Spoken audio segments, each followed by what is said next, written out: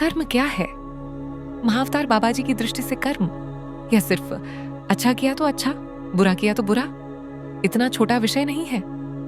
महाअवतार बाबा जी कहते हैं कर्म कोई दंड नहीं है, कर्म एक शिक्षा है।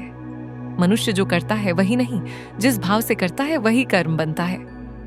जब तुम किसी की मदद करते हो और मन में अहंकार होता है, वह भी कर्म है।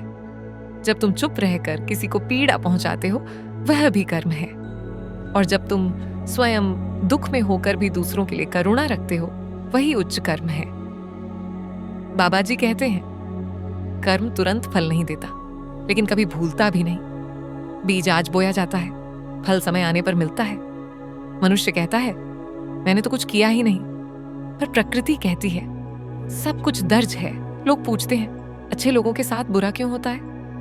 बाबा जी कहते हैं ये केवल इस जन्म का कर्म नहीं, यह आत्मा की यात्रा है।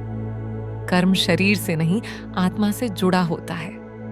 लेकिन एक महान सत्य है, वर्तमान कर्म भूतकाल के कर्मों को जला सकता है।